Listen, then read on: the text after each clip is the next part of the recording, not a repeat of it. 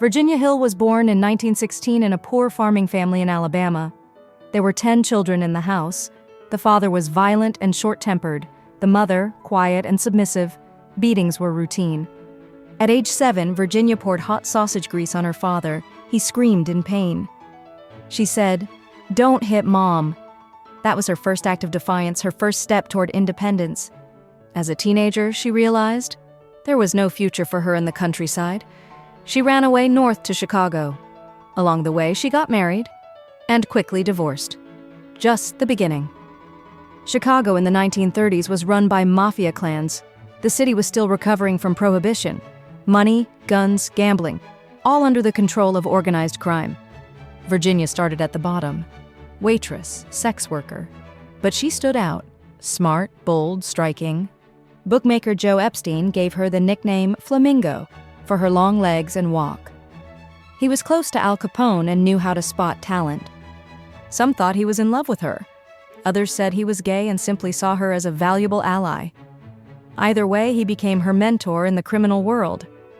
Soon, Virginia began working as a courier. She transported cash, jewelry, and documents between cities.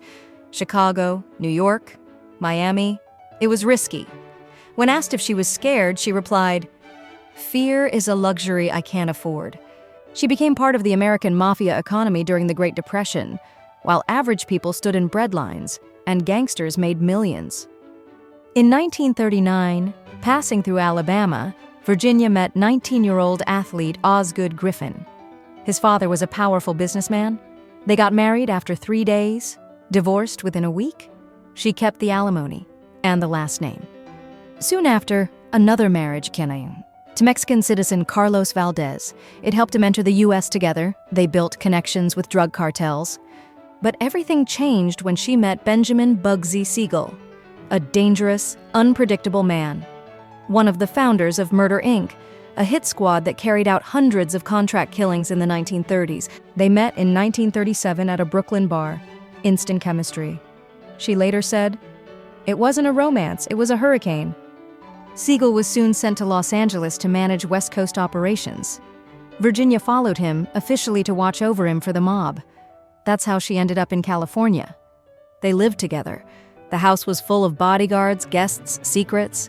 Their relationship was chaotic. Passion, jealousy, power plays. But they couldn't stay apart. Siegel trusted her. She handled large mafia sums and helped manage the Flamingo Project, the first resort casino in Las Vegas. Back then, Vegas was nothing but desert and a few motels. Siegel dreamed of a palace of entertainment, chandeliers, fountains, luxury. He wanted to build an American Monte Carlo. The budget exploded from $1.5 million to over $6 million. The Mafia started asking questions, especially as Virginia made frequent trips to Europe and held accounts in Swiss and French banks. The Flamingo opened in 1946, but technical issues, bad weather, and poor planning led to disaster. The casino shut down temporarily. 6 months later, on June 20th, 1947, Siegel was killed in Beverly Hills, shot through a window while reading a newspaper, a bullet to the eye. Death was instant.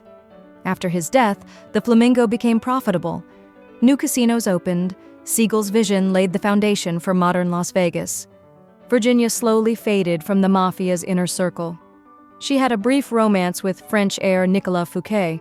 It ended with her hospitalized for an overdose. Rumors spread. The Mafia wanted her gone.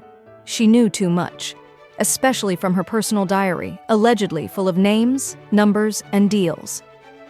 In 1951, she testified at the Kefauver Committee hearings on organized crime. On camera, she mocked the senators. When asked why Joe Epstein paid her, she said, "Because I'm the best cocksucker in town." Then came taxes, debts, repossessions. She moved to Europe with her fourth husband, Austrian skier Hans Hauser. Lived in a cheap boarding house in Salzburg. Her son worked as a waiter. She stayed out of sight. In 1966, Virginia was found dead in an alpine meadow. Cause of death? Poisoning. Nearby, a note. "I'm tired of life." Rumors said she tried to blackmail mob boss Joe Adonis before her death. For someone who knew too many secrets, The ending was predictable. That's how the story of Virginia Hill ended.